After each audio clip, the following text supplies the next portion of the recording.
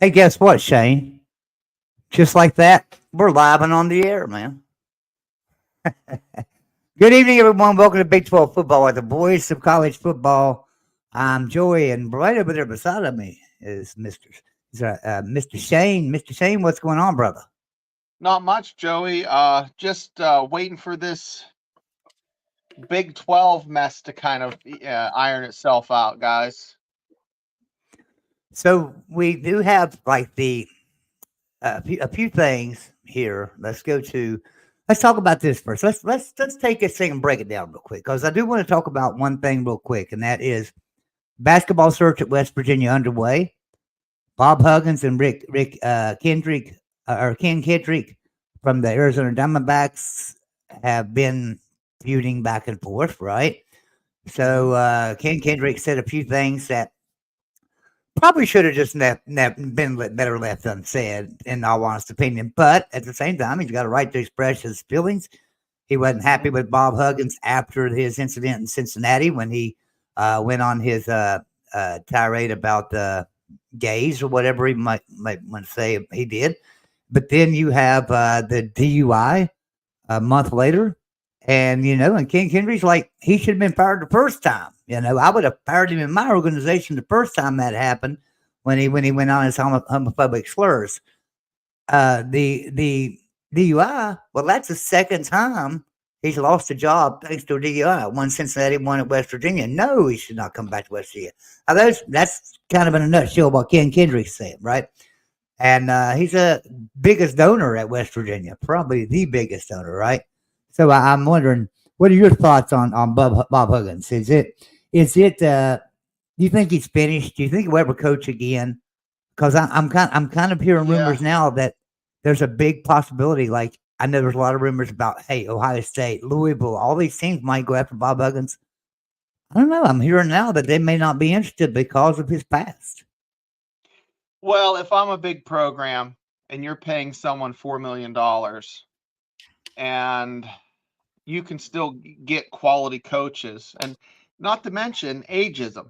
Okay, guys, if Bob Huggins had these issues and he was 35, it would be a little different than someone who's 70 and still has these issues. Okay. Right. Uh, he looks healthy, he looks good, he might be, have the ship righted, but shame on me, once, but the old saying, this would be the third, Right. this would be the opportunity for his third time to fail. And he you know had a problem at Cincinnati, got dismissed there, uh looked like things were going in the right direction, and then man, it just breaks my heart. But I think he's pretty much done, unless you had said a big program like Ohio State, Louisville. Hmm. No, I think if I'm a mid-major program, if I am a, say, Drexel, or I'm a, Akron or Toledo, or some smaller school, I would definitely reach out to Bob Huggins. And, because that's instant credibility. It gets you a higher tier player, because he's developed players like Kenyon Martin, and, Hmm. so guys, I don't think he's going to be playing in a Big 10, a Big 12 ACC school, maybe the Big East, guys, or Missouri Valley, or, you know, But let me ask you guys, I this: what do just you don't think, think. Shane? Let's say the likelihood. Let's say there's a strong likelihood that West Virginia hires Mark Bennington, right, from James Madison. What would be the chances James Madison turn around and hire Bob Huggins? That would be like one of those Disney switcheroo movies where, like, with Lindsay Lohan. Yeah, No, yeah, I that would be crazy, Joey. That would be you couldn't even script that. But no, I don't think he would take I don't think James Madison would take him. yeah. Probably I not. think it would take another year, maybe another year of things kind of just calming down. I think he's doing the right thing by not fueling the flames by suing anybody and denying he's Mhm. suing anybody, and just having fish fries, raising money for charity, smiling, attending games. I think he still stays involved in basketball, but I don't really know. But there's like a cutoff there. You don't want to stay out of basketballs too long. Uh, but I don't know, guys. It's a different world we're living in, and we talked on other shows about football changing. The coaches are changing in football, and I think Bob Huggins crested that change in college basketball with the NIL and at getting the recruiting class he had in May, Yeah. only to lose them in June. So That was a shame, and both you and I both are West Virginia fans, so we hated to see that happen to our team. But hey, things happen. I think our basketball program will be back at West Virginia.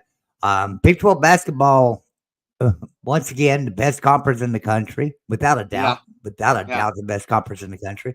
Without a doubt, some really strong teams in this conference: Cincinnati, Houston, two of the newcomers, BYU. My Houston, goodness man, gracious, these tough. guys are good. And then you take Kansas lost last night, right? Kansas lost to Cincinnati last night. Am I right? And the Big They 12 lost by 20, and Cincinnati, West Yeah, Virginia so had them. They had them dead to rights. yeah, They just couldn't hang on to the lead. So let me run through here, Joey. This is the Big 12 fan show. We usually talk about yeah. football, but I cannot not talk about the best conference in college sports is for basketball is the Big 12. So you have Houston is head and shoulders above anyone else. They are fantastic. They're so fun to watch. Iowa State came out of nowhere. They had a conference record of 13-5, and I think the Houston maybe had three losses, so 15 wins. So Houston's won 9 straight games. Their overall record's 29-3. Iowa State's 24-7. Baylor's 22-9. Texas Tech, 22-9. Or 23-9. Kansas is 22-10. BYU's 23-10. So guys, you have literally wonder how that compares. Just out of curiosity, how that compares to Big Ten, ACC, and SEC top 5. I'm just okay. wondering Let's how do those that. I'm records gonna compare. real quick. We have Cincinnati is gonna get into the tournament, I believe. Okay. Now UCF is the only one that I think is on the outside looking at it, and I haven't read any of the bubble brackets. This is going off what Shane thinks. UCF is 17-15. Okay, you have UCF, Oklahoma State, and West Virginia. Definitely not dancing. They're not going to the dance. Right. But you have every other team in the Big 12 is making it to the tournament, and that's with West Virginia beaten, given Kansas and Texas each a bad loss. So you do that in the Big East. You have 2 big losses, or you do that in the ACC. You're on the fringe. You're on that bubble. I don't know. I think the Big 10 will get a lot of teams in, and my feelings are the Big 10 and Big 12 are the teams that are going to have the biggest run in the tournament. They're going to go the distance. So, Yeah. So I'm trying to find, and I don't know why I never look up basketball stuff. I'm just not a yeah. basketball guy that looks that stuff up. I'm wondering though, what are the top 5 SEC? Okay, so here we go. SEC basketball: Tennessee number 1, 14-4. All right, so the number 1 teams are already got 4 losses, and Kentucky's 13-5, who has 5 losses. What do we have? We had 3 teams with 3 losses, right? Well, let me go back. Yeah, you have right now you Houston, have 1, Iowa 2, State. 3, 4, 5, 6 teams with more than 22 wins, and we Yeah. have Houston with 3 losses. But Houston ran the gauntlet of the Big 12 and came through with 3 losses. If you're 24-7, like Iowa State is, and you are in the Big 12, to me, that is a solid schedule. Any 23 wins 22 or 23 wins. If you've won most of your games in the, and I'm going to look here at the win percentage in the conference. If you win most of your conference games, you're talking you're talking a solid resume.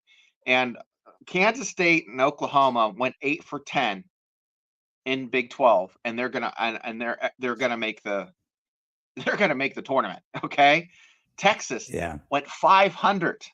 Guys, Texas went 500 in the Big 12, and they're gonna be like a six seed. Kansas, always a powerhouse, went 10-8 this year. BYU went 10-8. Let's give BYU some credit. Coming in, not familiar with the Big 12, coming in, muscling in, and doing so well this year. I mean, boy, I can't, on top of my head, I'm trying to think who their coach is, because West Virginia should be giving him a call. I just had it up who it was, but there are some other names being thrown out there for West Virginia's coaching search, but I don't want to get down that rabbit hole, because as soon as we say it's someone, it's gonna be somebody else. Only thing I've been telling everybody is I think it's going to be quick, and sure enough, I told him, I said Josh Allard will be. I told him, I said he'll probably be fired in the morning, and he was the night before. We talked about it. Well, I figure we'll have a coach in the next week, and I figure we will have a coach in the next week. Mm-hmm. Yep. We were talking about it last week, and I asked you if it would be after the tournament, but we thought maybe they'd let him go pretty quick. And we said if they lose, which I think they will, I think they're going to let him go, and they did. But there was who put that out there? Between the Ears put out a nice tribute to Josh Eilert, and really just, it was respectful. It was fantastic. He's a class act. He's a good guy. And, it's just a shame. It's a shame that he had to take over a program that had a lot of trouble going on at that moment, and lost some players. Had a great class and had to lose them. Had players that had to sit out until a court hearing. Then he had players with broken wrist. Right, he had players. Battle gets to come back and then gets sick. Aycock comes in first game and has a health condition and goes out for several games. I mean, it's just he just had so many things thrown at him this year that I'm gonna be honest with you. If Bob Huggins would have had a team like this year, he would have the same problems and the same problems that Josh Eilert had. We might have had a better record, but we still wouldn't have made the tournament. I don't believe. Yeah, we just weren't good enough in the Big 12. Bob would have been pissing and moaning, and he would have been really grumpy. And I would give Bob Huggins, with his experience, 3 more wins, right? So that would put West Virginia at what, 12 and 15, so still no tournament. Yeah. If he's any coach in the country dealt the same thing as Josh, it's going to happen. I don't care if it's Bill Self himself. Bill Self is coaching the West Virginia Mountaineers and has the same troubles as Josh Eilert had this year with holding on to players and keeping players free of injuries and free of sickness and all this stuff, and free of court battles. And so even Bill Self wouldn't have been able to do much for this team this year. So Josh Eilert. Hey, our hats off to you, Josh Allen. You did a fantastic job. You represented West Virginia very well in your year he was here. I can't wait, because I do feel like 5 to 10 years from now, you're going to be back in Morgantown winning some games, Josh Eilert. I really believe that. I think he's going to move on to he's probably going to get a mid-major job. If he has a good 5-year run there, I think a big program is going to snatch him up because of his Big 12 experience. He'd be coaching in Big 10, ACC, Big 12 again. He's going to go to a mid-major, coach these kids up, have a couple runs, maybe in the Sun Belt, and win a championship. Hey, he might go to James Madison.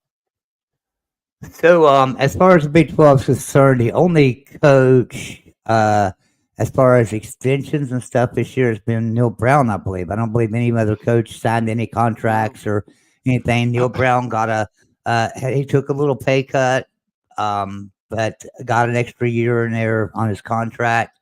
Um, so we'll see how that goes out. It'll play out for him this year. They cut a lot of stuff to where they can fire him pretty easily now. I mean, it's not going to be like $20 million buyout like it was before. So, all right, so that's about it for basketball. That's just that. And now we're transitioning into football for you guys. So we had Brown, like I say, with a good contract extension. Now we've got to talk about this new thing.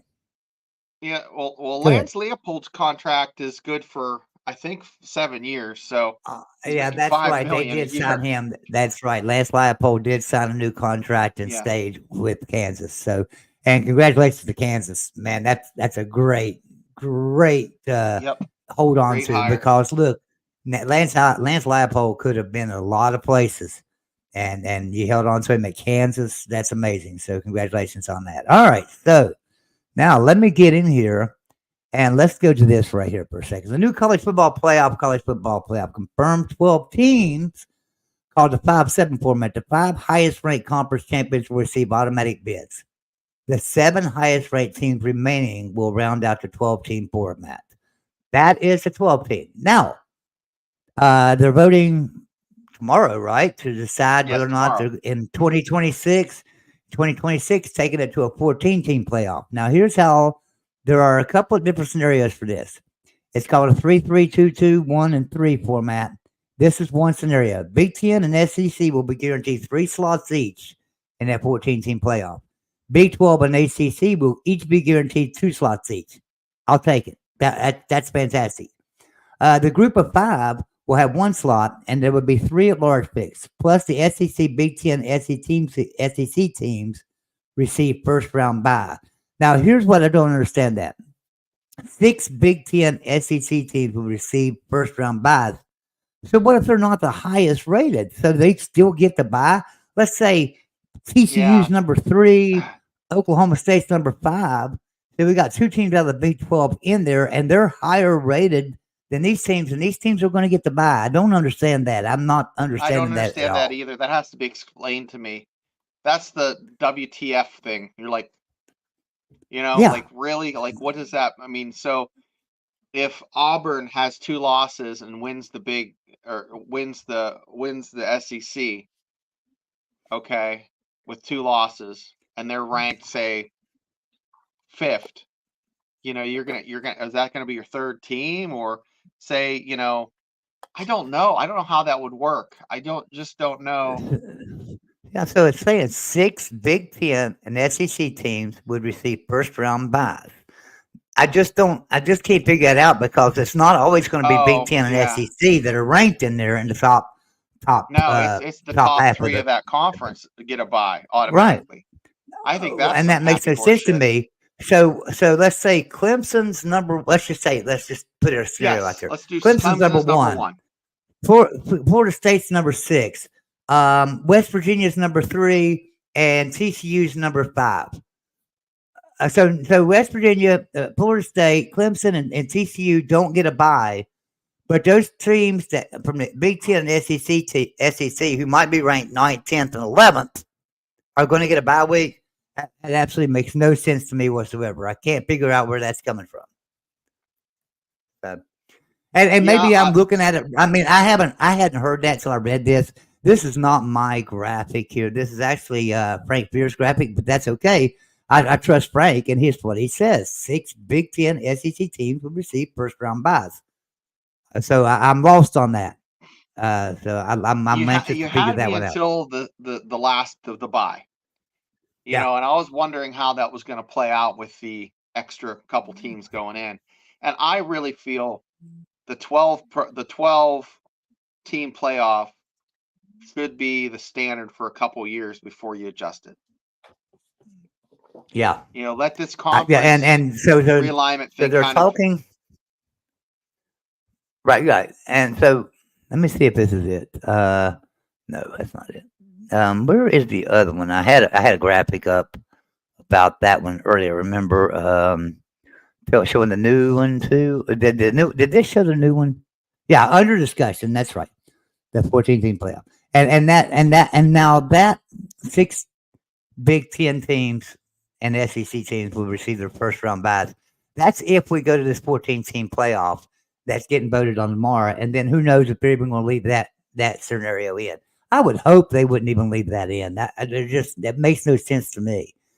You want to give the first six teams, the top six teams in the country, a bye? I agree with that. I'm okay with that.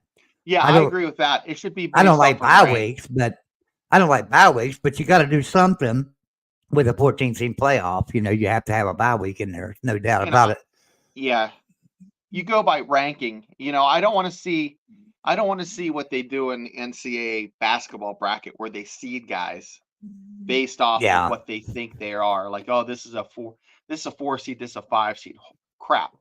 You rank them Yeah. before that, and what your ranking is at the end of the year. That's the seed you get. That's what I feel. So someone called in to Golden Blue Dude show 4 years ago, 5 years ago or so, and when this conference realignment was being talked about, and but it was long before everybody knew Oklahoma and Texas were leaving. But everybody was talking that, hey, West Virginia belongs in the ACC. This one belongs there. This one belongs there. Everybody was talking at the time. Well, I remember somebody calling in and saying they need to change the playoffs. We need to have a 12-team playoff, and the top 12 teams go. But what we need to do, really, and this was his suggestion, was play in 8-game regular seasons, and all 8 games are conference games. And the best teams that are conference, the top teams that are conference, all get a bye week the first week, but you have a 64 round playoff, and you have 64 teams in the playoff. So you have 8 regular season games, and then you have all these playoff games, and see who can win it. All right. So there's problems with that, obviously, right? I mean, because some teams are only going to get to play 8 games, so there's not going to be much money involved for them. Some teams are going to get to play 9 games, but that's going to be it for them, or 10 games. So I like the thought of something like that, to where, hey, all of a sudden we can have a bigger playoff system and things, but at the same time, we sure don't need to go to no 64-team playoff in football, and we don't need to go to anything that's going to take away from college football as we know it. Like, what I'm talking about is bowl games and stuff like that. So I'm worried about this 12 and 14-team play. I'm worried about this 14-team playoff. How are they going to shape that up with bowls? Because bowls, this is what's got me. Bowls pay, right? Bowls pay money. So if you go to the Rose Bowl, you're going to make what, $7 or $8 million per team just for going to the Rose Bowl. Now, if the Rose Bowl becomes part of this playoff, do they get the $7 or $8 million for being in the Rose Bowl per team, plus the college football playoff money? Now, I don't think that's happening. I don't think that's what they're doing. But I don't know. This is a fan zone. I'm not being an analyst, and I didn't look this up. I'm just trying to figure out what happens with the bowl money at that time. Do the bowls just keep the money, and now all of a sudden it's going to TV revenue for these bowls only? Or, I don't know how that works, Joey. I was thinking that too, and the only thing I could think of is whoever broadcasts that. Say Amazon gets the rights to the Rose Bowl. They'll pay out those teams. But if you're in the college playoff system, I think what they're talking about is all that money rolls up into the college football playoff, and then you're based off of, I would think, based off of how many games you play is how much money you get. I don't know how that would work. See, that's what's got me too. It's these bowls. We don't want to lose our bowl traditions, right? We want these bowl games, but we want them to mean something. And if for playoff games, then that's great because they mean something. But at the same time, the Cotton Bowl used to mean something. The Cotton Bowl used to be a big deal, and now it's like you get a team that's 8-4. Yeah. So I mean, a Cotton Bowl in the '80s used to be a big deal. So let me real quick. Thank everybody for tuning in. We got late crowd coming in, starting to come in now. We are streaming on 2 channels tonight. We're on the Big 12 channel and we're on the West Virginia channel. But this is our very last week on the West Virginia channel for this show. So we're going to move this show over to the Big 12 exclusively after this week. So we're talking about West Virginia a lot this week because we are on the West Virginia channel. But come next week, we won't be on the West Virginia channel. We can kind of stay clear of West Virginia a little bit more, even though we do love them and we will talk about them. But I just want to let everybody know that next week we will not be on the West Virginia channel with this show on Thursday night. It will be only on the Big 12 channel. But TriStar, seen TriStar come in earlier tonight and said, "What's up, gentlemen? TriStar, thanks for being here." John Kelly, Jackson Johnson. There's some other people. Appreciate you being here. We got our normal crowd that follows us and comes in here with us quite often, and we really do appreciate you. Help us build this show. Help us build this channel. If you would just tell your friends, your neighbors, your cousins, your nieces, your nephews, whatever, sub us up and tune in every once in a while. Have your dog subscribe and like, guys. Yeah, have your dog subscribe. Create your dog a Gmail account and have him subscribe up to us and have your dog sitting there watching the show. I'll put my dog on the air so we'll have something to look at. But anyway, West Virginia's basketball team needs some dogs. Let me ask this question to you, Shane. With all these changes happening, and let's say it does, let's just say that scenario happens. This scenario right here. Let me bring it back up here. Let me bring this up right here. Let's just say a scenario happens under discussion to 14 team college football playoff. Let's just say that happens. 3 teams for the SEC and Big 10, 2 for the Big 12 and ACC, 1 for Group of 5, and then 3 at large. And let's say the 6 Big 10 and SEC teams receive first round buys. Now, we also already know that with this contract, the SEC and Big 10 are going to get 58% of the money. The ACC is going to get 17%. The Big 12 is going to get 15%. And then the remainder of the money, the other 10%, whatever is left over, is going to be divided up between Group of 5 and Notre Dame. So what I'm trying to figure out, though, is you think about if you think about that now Florida State, now the ACC is making more money than the Big 12, right? Where before there was kind of a wash, it was kind of even. Maybe the Big 12 was a little bit ahead even. But with this new contract, if this contract passes tomorrow, then in 2026, the ACC will be worth more money and make more money than the Big 12. Not by a substantial margin, but it does give them more money in the ACC to play with. Now, does that hold Florida State, the ACC, that extra money? Will it hold Florida State there? What if they give Florida State that whole extra 2% over top of the It's per team. Is the way I'm reading it now. It's per team. And, Big 10 gets 15%, which equates to $12 million per school. ACC gets 13 to 14 million at 17%. The SEC and Big 10 get 22 million. So, guys, that's $10 million difference. That's, like 40, that's 45% more. And what think about that. That's your coach. That's your coach in the SEC. Most SEC and Big 10 coaches are making $9-10 million a year. Their coach is paid for. Their coach is paid for, but it's just that. Right. Where the Big 12 things that go with that, guys. But now the Big 12 and ACC can't do that. It's death by 1,000 paper cuts or by slow starvation, and you're just going to see them just pull away just a little bit and a little bit more until the ACC and Big 12 are cannibalizing each other in a power struggle for that last pillar. And we had talked before. Is this going to be a 2-conference, empire, or is it going to be a 3-conference empire? Is it going to be 3 24-team super conferences, or is it going to be a 30-team and a 30-team super conference?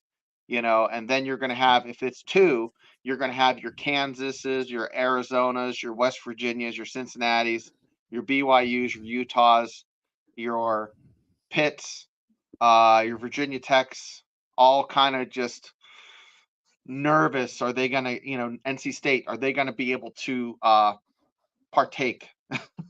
That's what's going to happen. Yeah. So they was talking about too, and I do want to bring this up, but simply because we talked about this last week, but I want to bring it up one more time and explain this one more time to people so that everybody understands it. So they had talked about possibility of $100 million a year teams that make $100 million a year in revenue. We talked about Those are going to be the power conferences, right? Or the power teams in the power conference. And we talked about, would West Virginia be in that? Well, they made $108 million in 2022. Or no, I'm sorry, $106 million in 2022. So everybody says they're in. Well, not so quick, and here's why. Because $8 million of that is subsidized. So that takes them to $98 million. Because they subsidized 8 million and they made 106. That takes them to 98 million. Here's the problem with that. West Virginia don't even subsidize a lot. $8 million is nothing. That's hardly anything subsidized. We make enough money off athletics to pay for everything. There are other schools that are a lot bigger than West Virginia, even, or in our mind, are that subsidize their football programs even more than that. TCU. Some as much as $30,000 and $40,000. And when you're talking about a $30,000 subsidized off, and you say, you look them up and you say, wow, they made 115 million. West Virginia only made 106. So they're bigger than West Virginia. Not true. They've got a $30 million subsidy in there. And that $30 million subsidy now takes that down to 85 million a year. That 115 million they were making now becomes 85 million a year. West Virginia is still up there at 98 million, even after you take off their subsidies. So they're not bigger and stuff. And I'm using West Virginia as an example here. I know that all the other teams in the Big 12 are great. Texas Tech, Oklahoma State, all you guys are fine. You don't subsidize a lot, but you do subsidize. Some of you subsidize substantially more than West Virginia. There are some we don't know, right? There are some private schools in the Big 12, TCU, for instance. We just don't have a clue. But subsidizing those programs, are they going to count that subsidy? So if they do ever go to this scenario where they say you make $100 million a year, you're a power conference, you're in a power conference. If they ever do go to that, are they going to include subsidies on that? If they don't include subsidies and they say you got to have $100 million, West Virginia could be out of that, as well as a lot of Big 12 teams, a whole lot. But at the same time, so will over half of the SEC and over half of the Big 10. Think about this, because their subsidies are so much in some of those. Absolutely, like your Northwesterns and your Rutgers. But I had just thought of something that might change the dynamics of the ACC with this second iteration of the playoff scenario, with them divvying up the group of five split between 9%. And then independent schools have a split. It said on CBS that Notre Dame would get 12 million. That's the same amount as the Big 12. They would make more money if they were part of the ACC. They would get that 13 to 14 million. So it benefits Notre Dame as far as the playoff picture goes to be part of the ACC. So would that shift the kind of would that shift things and change things for the ACC, make them a more attractive conference if they could get Notre Dame to not be independent anymore? However, being independent is written into the contract of the of this discussion. Well, if you think about it, ratify maybe tomorrow. If you think about it, that 10% off of this playoff thing, 10% goes to Notre Dame and the other group of five teams. Group of five, yeah. and Notre Dame has already come out and said it's more money for us. It's a lot more money for us to take that small portion. So they're probably not going to get as much as they would if they was in the ACC, right? Although really they might be getting about the same amount if you figure it up. Might be. Probably not going to be that much. They have their NBC deal during the season. So, I don't know. That's something that, But I'm saying, what I'm saying is, so you've got the ACC getting 17%, and you've got Notre Dame and the group of five getting 10%. But Notre there's Dame's gonna get teams in 1% of the that. SEC. So 1 and then 9. Right, 17 teams are going to split that, or how many teams are in the ACC? 16, 14? 14 or 16? I don't know. 14. I have to look. Okay, so 14 teams are going to split that 17%. You got Notre Dame in a group of 5 over here. I don't know what the percentages are going to be. I know that 10% of the whole thing goes to those schools, but is Notre Dame going to make as much as they would if they was in a conference?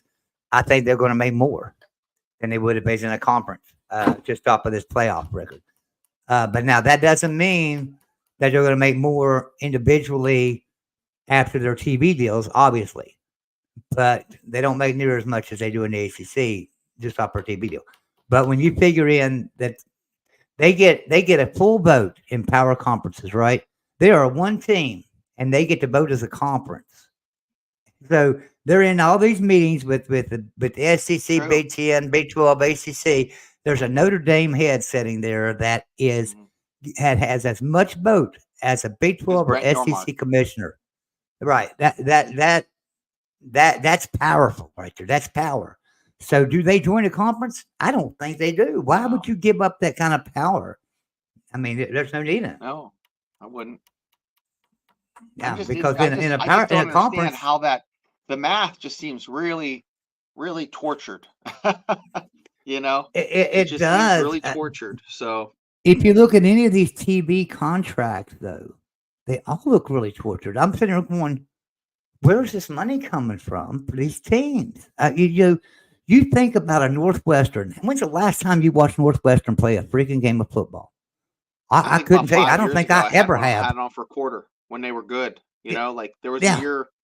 There was 1 year where they were decent, and I just happened to tune in and watch a quarter. But now you're going to pay Northwestern. Now you're going to pay Northwestern after the playoffs and everything. Now you're going to pay Northwestern close to $100 million a year. You know, not worth it. For no TV audience, no good teams, nothing, absolutely nothing. And then you got a team like Oklahoma State who wins 8, 9, 10 games every single year and are a good program. Good basketball program, going to make too. half. Are going to make half of what Northwestern makes. Kansas is going to make half of what Northwestern makes. And Kansas has got a hell of a lot better basketball program and a better football program now. And you don't have a huge fan base. I mean, Northwestern doesn't have it. Right. Like, you don't see people in the Chicago market just rocking Northwestern stuff. You know, you don't see it. Yeah. You know, nothing against Northwestern. Listen, if you're a Northwestern fan, great. You know, I'm not saying nothing against you. What I'm saying is where's the fairness at? What's keeping teams like I don't know, what's keeping some of these smaller teams in big conferences like the Big 12 and ACC from saying, "Hey, Big 10, why are you having paying Northwestern all that money? You know, you could invite me over, and I'll come over and make you some money." Every time I order something on Fanatics, every time I order something like every time I go to like a lid store when I'm at like the beach or something, okay, I'm at Myrtle Beach or say, you know, I was out in Oregon State, you know, just kind of hanging out, and I'm always interested to see what the selection of hats are, and you know, oh, how much are you selling? And I was doing some research, and it just, you know, the Big Ten doesn't if you're not like Penn State, Michigan State, Michigan, you know, Purdue, Ohio State, they're killing it. They're and Minnesota and Wisconsin, they're selling lots of stuff, okay, but you know, other than, you know, you got brands in a lot of these conferences that are selling lots of gear, guys. Like BYU has a fanatical fan base. You know, BYU and Utah, if you go to that part of the country there, you know, they sell a lot of stuff. The SEC, every Hilljack has a Georgia Bulldog hat. They might not even be a football fan. And the girls are rocking Georgia Bulldog stuff. Auburn, same freaking thing. You know, you get over past, you know, Columbus, Georgia, it's all Auburn stuff. Into Mississippi State. You know, LSU, anybody from Louisiana is wearing LSU stuff. From Beckley to Parkersburg, Southern Ohio, up to freaking Washington, PA. It's all Mountaineer stuff. Okay. Yeah. So you can't tell me that, merchandise doesn't move the needle as far as the same way eyeballs does. Like, Yeah, it's got to. It's got to, because simple reason that, that's the people that are buying this stuff that makes money for these players through NIL deals, right?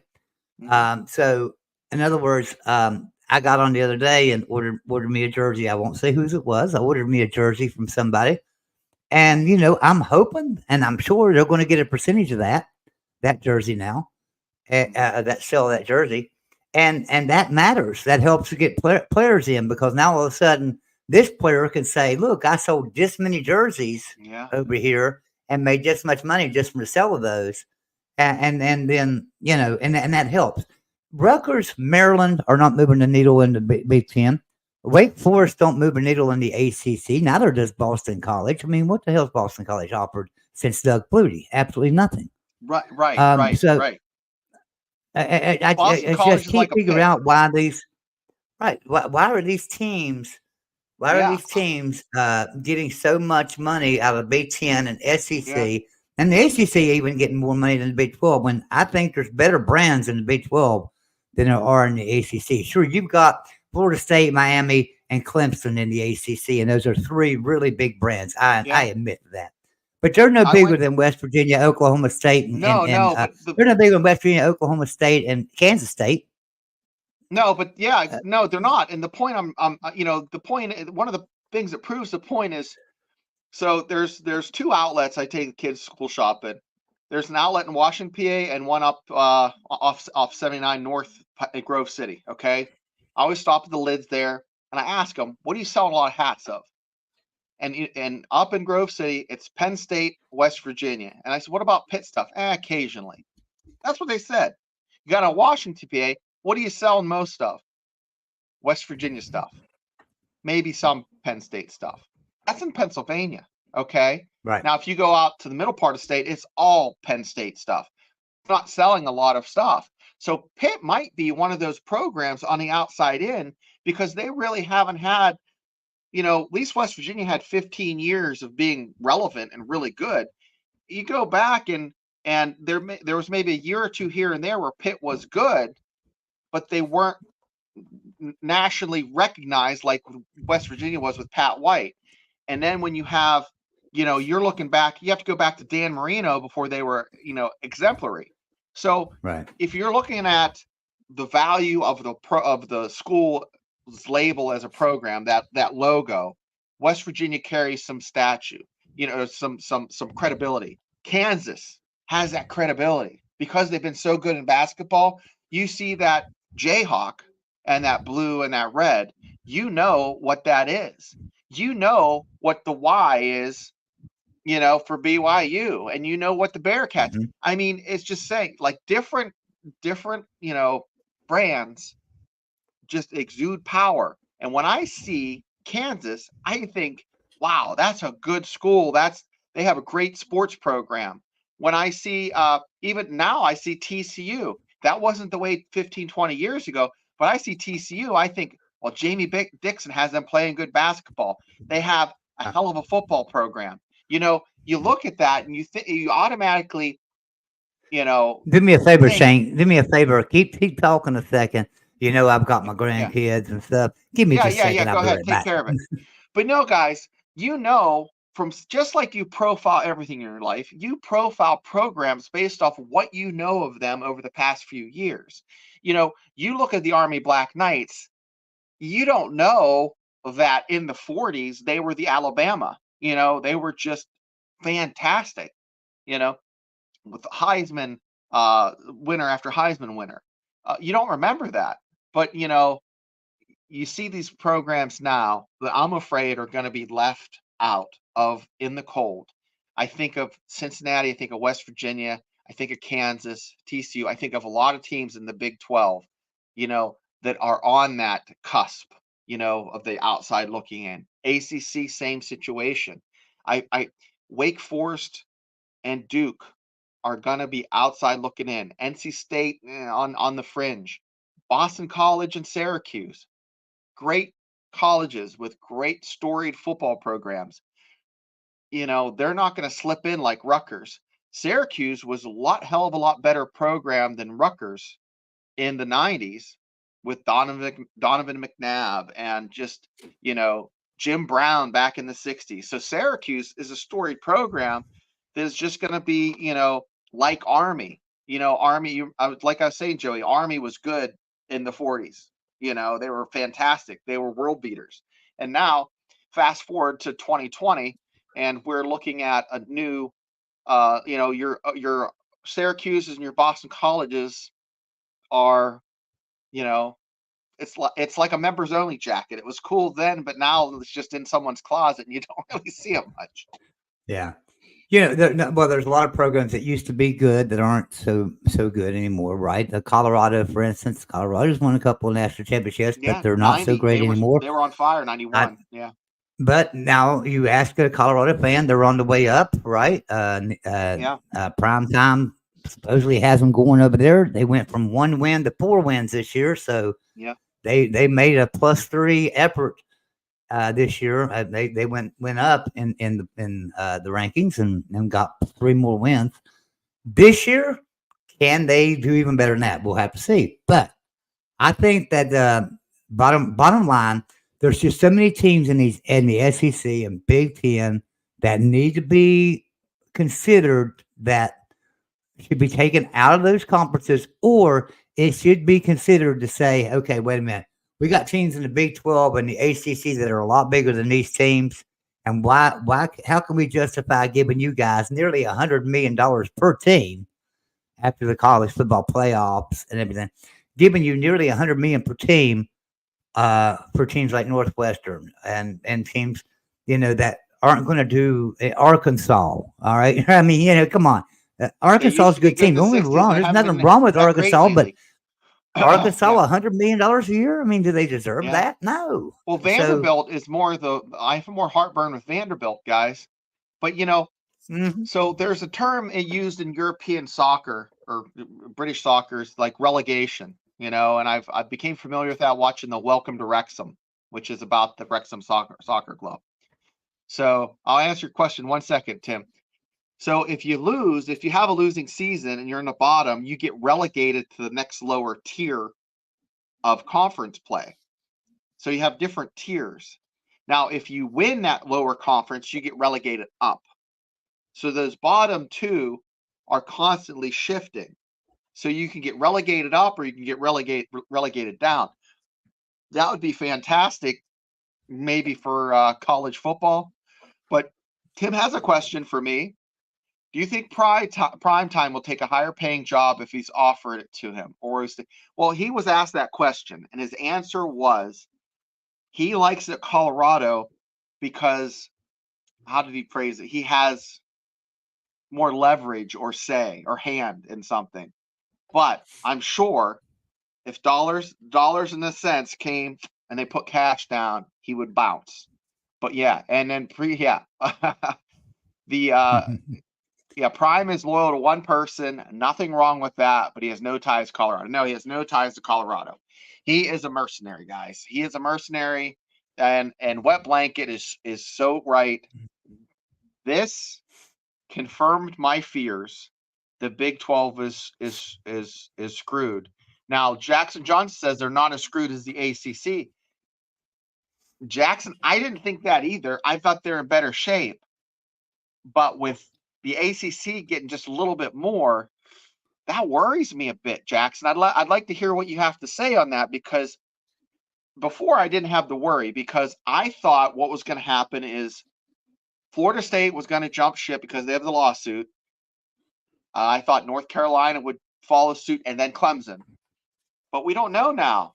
But Wet Blanket also says ACC makes more than the Big 12. Yes, Wet Blanket, you are so right. I mean, they do. They make more money, and it's not a better product. Clemson was garbage until Dabo came there, and they were even garbage from West Virginia, beat them 70 to whatever in the Orange Bowl. They kind of righted the ship. They have a national championship. They've done a few good things over the past 10 years. But, that program in Greenville is no better than your TCU or your Kansas State, or BYU. BYU has won a national championship, not recently, but back in 84. 84. I mean, I'm really pulling back memory lane there, but so if you're just going by national championship, shoot. But we've had TCU played for national championship and lost, but so West Virginia's played for national championship and lost. But I don't know, Wet Blanket. I think at $2 million doesn't seem like a lot, but like Joey said, that difference will pay a ball coach, or some of the staff. Right. They're making that $4 or $5 $2 million million extra. That couple $1 million extra for the ACC. Let's just think about that for a second. Some of this equipment they buy that they need to buy is $100,000, right? Well, now all of a sudden they can buy 20 pieces of equipment that West Virginia can't buy, right? I have a $600 helmet up there for a high schooler, right? Guys, there's just certain things that they'll be able to. That $2 million, it may not sound like a lot in the grand scheme of things when you're saying 40 million per team, 50 million per team, but it does make a difference when there's just a couple $1 million extra for another team than there is for somebody else. Especially when there's travel. More equipment. When you're traveling, like West Virginia's traveling, their expenditures for that are a lot more than, say, those teams that are in the Midwest that only travel maybe 400 or 500 miles, because every team that West Virginia plays is a 3-hour flight. And there used to be some per diem. There used to be some per diem in there from the Big 12 for West Virginia, which made West Virginia one of the highest paid teams in the Big 12, just simply because they help make up the cost. That helps out a little bit. But here's the thing about that. I don't know, since they've signed this new contract, right? Mm-hmm. And they've got this new TV deal, and we brought in Cincinnati and UCF. I don't know if that still stands true, that West Virginia's going to get that extra money anymore. Mm-hmm. So it may not be. They may not be getting the extra money for travel now. It wasn't a lot, but it was an extra few million a year. It was an extra $2 or $3 million a year, and that made a big difference. Joey, what show do you have going on tomorrow? So tomorrow night, Friday night, we will have a West Virginia live show, right here on West Virginia channel and on the Big 12 channel. We will go West Virginia live at 8 o'clock. That's on 8 o'clock on Friday nights. I hope everyone will tune in with me and join me for that. Shane, hey, how about you? You able to come over and be on there with us? I don't have anything going on tomorrow. I might be able to pop on there at 8 o'clock for a little while, at least for half an hour or so. That sounds great. That sounds like a plan. That'd be a lot of fun. So Joey and me are doing another show too, fan to fan. It's a little different. You get a little bit of football, a little bit of pop culture. We're still trying to, sharpen our pencil there to figure out, what we're going to be, sketching. So join us on our new channel though, as we explore together. So, John Kelly, thanks for coming on. I think you're going to have Womack looking at. Yeah, Womack's a good guy to look into more private ventures and stuff for individual teams too.